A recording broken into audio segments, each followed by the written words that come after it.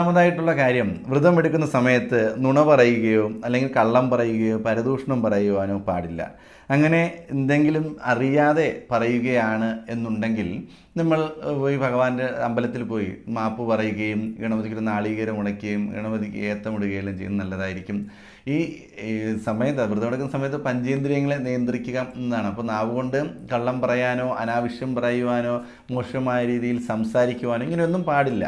അങ്ങനെ അഥവേ നമുക്ക് പറ്റുന്നു, അറിയാതെ വന്നു പോയി, സാഹചര്യം കൊണ്ട് പറഞ്ഞു പോയി എന്നുണ്ടെങ്കിൽ നമ്മൾ അതിൻ്റേതായ പരിഹാരം ചെയ്യേണ്ടതാണ്. സാധാരണ എല്ലാവരും പറയുന്നതാണ്, അദ്ദേഹം സ്വാമിയാണ്, ഒരിക്കലും കള്ളം പറയില്ല, അല്ലെങ്കിൽ മലയ്ക്കുവ വ്രതം എടുക്കുന്ന ആളാണ്, ഒരിക്കലും അദ്ദേഹം ആ നാവ് കൊണ്ട് കള്ളം പറയില്ല എന്ന സമൂഹം മൊത്തം പറയുന്നുണ്ട്.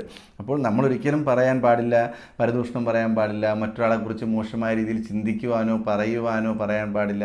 ഇന്നത്തെ കാലഘട്ടത്തിൽ എല്ലാവരും ഇതാണ്, ഒരാളെക്കുറിച്ച് കുറ്റം പറയുക എന്നുള്ളത് ഒരാളുടെ വിനോദമായി മാറിയിരിക്കുന്ന ഒരു സമയമാണ്. അപ്പോഴേക്കും ഈ ഒരു സമയത്തെങ്കിലും വ്രതമെടുക്കുന്ന